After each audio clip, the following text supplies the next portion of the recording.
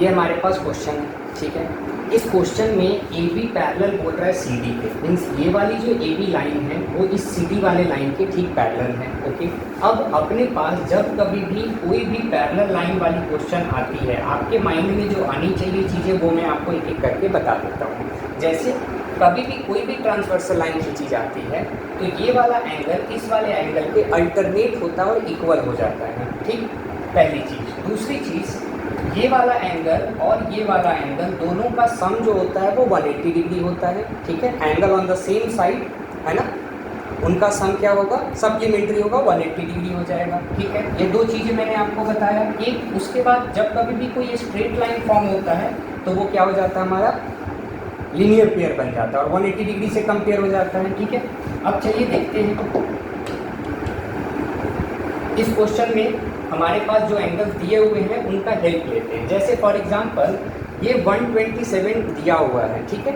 तो क्या इसका ठीक अल्टरनेट ये पूरा होगा कि नहीं होगा, ये अल्टरनेट होगा कि नहीं।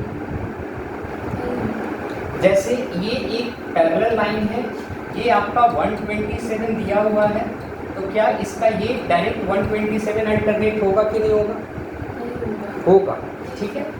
ये एंगल का ठीक अल्टरनेट ये पूरा वाला एंगल होगा, ठीक है। जैसे एक स्ट्रेट लाइन, ये पी आर को अगर आप सिर्फ एक ट्रांसवर्सल अगर आप देखते हो तो इस पी आर को अगर आप सिर्फ ट्रांसवर्सल देखते हो तो यहाँ बन रहा है 127 डिग्री, तो ये भी पूरा कितना बनाएगा, 127 डिग्री बनाएगा, क्योंकि कौन सा है ये, अल्टरनेट है, अल्टरनेट एंगल है। कौन सा एंगल है सर, अल्टरनेट एंगल है, ठीक है। तो हम यहाँ पे लिखने वाले हैं सर, ध्यान दीजिएगा कि angle A P R is equals to angle P R D. Angle A P R जो है वो दो एंगल का सम है, एक तो ये 50 डिग्री वाला और एक ये वाई वाला। तो 50 degree plus Y is equals to 127 degree हो जाएगा। रीजन हम दे देंगे alternate interior angle, alternate interior angle, ठीक है। क्या रीज़न दे देंगे, अल्टरनेट इंटीरियर एंगल का रीज़न दे देंगे, ठीक है। फिर समझिएगा बात को, मेरी बात को अच्छे से समझिएगा क्या मैं बोलना चाह रहा हूँ। ये जो एंगल है पूरा का पूरा 127 डिग्री, वो इस पूरे के पूरे एंगल के इक्वल होगा अल्टरनेट के वाइज, ठीक है। अब ध्यान दीजिएगा कि यहाँ से y की वैल्यू अगर हम निकालें तो 50 इधर प्लस में है, इधर आएगा तो क्या हो जाएगा, माइनस हो जाएगा। और इससे 7 से ये 0 गया तो 7, और 12 से ये 5 गया तो 7, इससे ये 77 डिग्री y की वैल्यू आ गई, ठीक है। कोई डाउट, ठीक है।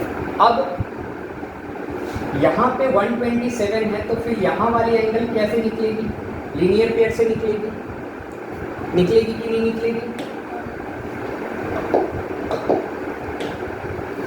तो फिर हम यहाँ लिखेंगे कि angle P R Q plus angle P R D is equals to 180 degree, क्योंकि ये लीनियर पेयर फॉर्म कर रहा है। क्या फॉर्म कर रहा है, लीनियर पेयर फॉर्म कर रहा है। फिर से ध्यान दीजिएगा, ये वाला एंगल और ये वाला एंगल दोनों का दोनों के स्ट्रेट लाइन फॉर्म कर रहा है, तो ये 127 बन रहा है। तो ये वाला जो एंगल होगा इन दोनों का सम क्या होगा, 180 डिग्री होगा। तो हम यहाँ पे एंगल पी आर क्यों निकालने जा रहे हैं, 180 डिग्री में से माइनस करके 127 डिग्री, तो ये अपने पास कितना आ जाएगा, जल्दी बताइए, 53 डिग्री आ जाएगा, ठीक है। Okay done. अब मुझे बताइए कि इन ट्रायंगल, ये जो ट्रायंगल आपका बन रहा है, in triangle P Q R, इस ट्रायंगल में ये जो ट्रायंगल पी क्यू आर बन रहा है, इस ट्रायंगल में y की वैल्यू हमारी निकल गई कितनी, y की वैल्यू आ गई 77 डिग्री, इस वाले एंगल की वैल्यू आ गई 53 डिग्री। तो ये x की वैल्यू तो angle sum property of triangle से बन जाएगी, क्योंकि हमें पता है कि किसी भी ट्रायंगल में जो तीन एंगल का सम होता है वो क्या होता है सर, क्या होता है, 180 डिग्री होता है। तो यहाँ से हम x की वैल्यू निकाल लेंगे, इन दोनों को ऐड करेंगे तो 730 कैरी 1, तो x की वैल्यू आ गई 50 डिग्री, ठीक है, समझ आया। एक और ऑप्शन अपने पास बहुत सिंपल था कि ये जो एंगल 50 डिग्री ऑलरेडी यहाँ बना हुआ था, एंगल ए पी क्यू, ये इक्वल हो जाता पी क्यू सी के, इसके अल्टरनेट, और सेम साइड में बन जाता। लिमिट, इस पार्ट को छोड़ दीजिए।